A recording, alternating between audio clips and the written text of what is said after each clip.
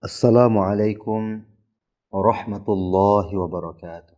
Bismillah walhamdulillah wassalatu wassalamu ala Rasulillah wa ala alihi wa sahbihi wa man walah amma ba'd. Ya Allah, muliakanlah Islam dengan Umar ibn Khattab. Itulah doa Rasulullah sallallahu alaihi wasallam.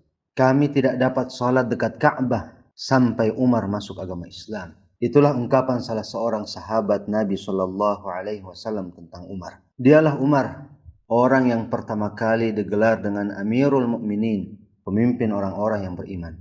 Beliau yang beberapa kali dari kejadian yang terjadi pada dirinya turun ayat Al-Quran. Seorang laki-laki yang dengannya Islam makin mulia, yang menjadikan Islam makin tersebar luas ke penjuru dunia, yang Rasulullah sallallahu alaihi wasallam meminta doa darinya. Dialah Umar yang pada suatu hari berkata kepada Rasulullah sallallahu alaihi wasallam, "Wahai Rasulullah, bolehkah kami menjadikan makam Ibrahim sebagai tempat salat?" Maka turunlah ayat, "Wattakhidhu min maqami Ibrahim musalla." Dan jadikanlah makam Ibrahim sebagai tempat salat. Al-Imam Al-Bukhari meriwayatkan bahwasanya telah sampai kepada Umar bahwa Nabi Muhammad sallallahu alaihi wasallam menasihati istri-istri beliau karena perlakuan mereka terhadap Rasulullah sallallahu alaihi wasallam. Maka Umar mendatangi istri-istri Nabi dan mengatakan kepada mereka, "Berhentilah dari apa yang sudah kalian lakukan kepada Rasulullah sallallahu alaihi wasallam, atau Allah dan Rasulnya akan mengganti kalian dengan yang lebih baik dari kalian." Salah seorang istri Nabi berkata kepada Umar yang maknanya, "Wahai Umar,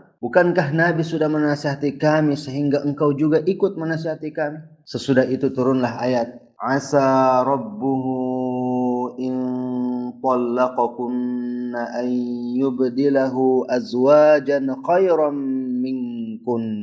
Artinya, jika dia Nabi menceraikan kalian, boleh jadi Tuhannya akan memberi ganti kepadanya istri-istri yang lebih baik daripada kalian. Disebutkan bahwa seorang Yahudi berjumpa dengan Umar dan berkata kepadanya, "Wahai Umar, sesungguhnya Jibril yang sering disebutkan oleh sahabatmu Muhammad itu adalah musuh kami." Maka Umar berkata kepadanya yang artinya, siapa yang menjadi musuh bagi Allah, malaikatnya, rasul-rasulnya, Jibril dan Mikail, maka sesungguhnya Allah adalah musuh bagi orang-orang kafir. Sesudah itu turunlah ayat, "Man kana aduwwan lillahi wa malaikatihi wa rusulihi wa Jibril wa Mikail fa innallaha aduwwul lil kafirin."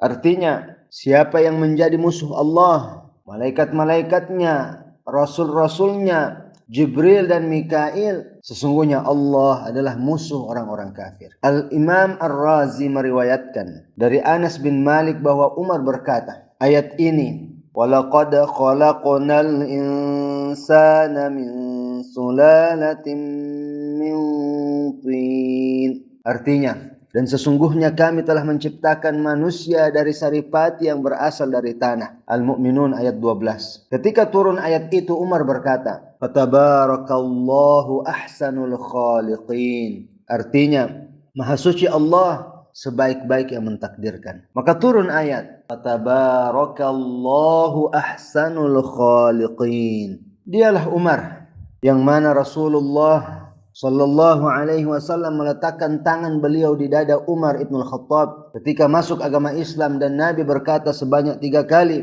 "Allahumma akhrij ma fi sadri Umar min dhillin wa abdilhu imana."